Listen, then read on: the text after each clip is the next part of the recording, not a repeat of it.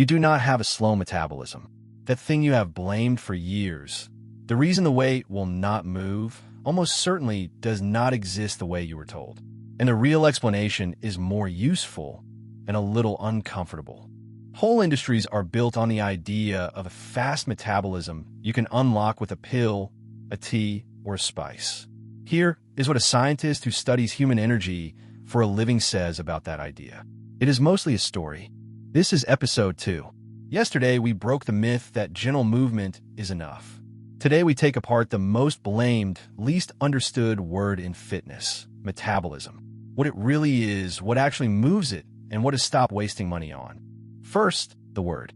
Your metabolism is just the total energy your body burns in a day.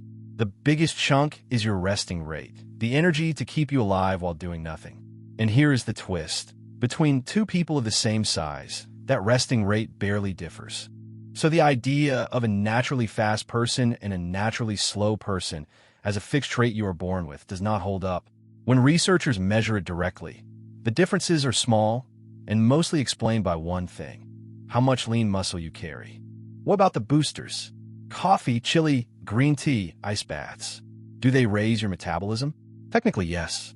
Studies can measure a bump, but the size of that bump is where the marketing quietly lies to you. Statistically significant is not the same as actually meaningful. A supplement might raise your daily burn by a few dozen calories. That is a bite of a banana. Measurable in a lab, invisible on your body. And it gets worse for the boosters. Your body compensates. Push the burn up in one place with a stimulant, and it quietly dials down energy somewhere else: movement, fidgeting, heat. Over a day, the net change often washes out. Your body defends its budget. So what actually moves the needle? Number 1 is not a supplement. It is sleep. Cut your sleep short for even a few nights, and your hormones, your hunger, and your energy regulation all shift in the wrong direction. Bad sleep is the closest thing to a real, slow metabolism switch. Number 2 is muscle. Not because muscle burns a huge amount at rest. That is another myth. The number is modest. But muscle is the engine you use to move, to train, and to burn energy through activity. More muscle means a bigger, more capable engine over time. Number 3 is your health itself. A sluggish thyroid, chronic undereating, long-term crash diets. These genuinely lower your resting burn. That is not a fast or slow metabolism. That is a body under stress, protecting itself. And it is worth checking with a doctor, not a tea. So why do people swear the fat burner worked? 2 reasons. Caffeine makes you feel more energetic, so you move more and eat a bit less without noticing. And anything you buy comes with a wave of motivation. The pill did not fix your metabolism. It nudged your behavior. One honest note: metabolism is real, and it does drift down slowly with age and with lost muscle. This is not about pretending biology does not exist.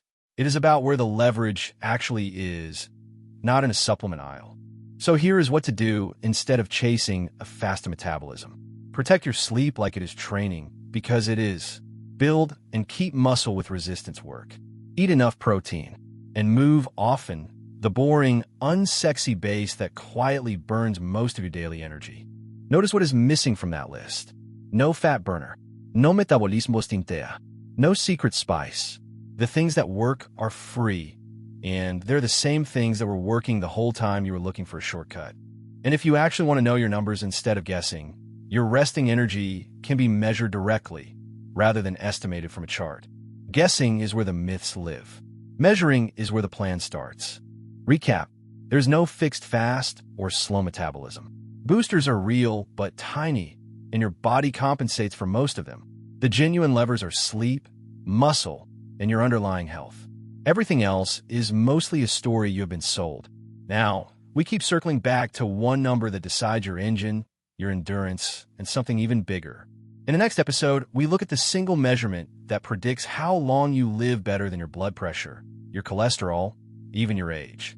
And most people have never had it tested. If this reframed how you think about your body, subscribe so the next episode reaches you. The free longevity guide with the sleep and muscle checklist is linked below. This was Longevity Decoded. See you tomorrow.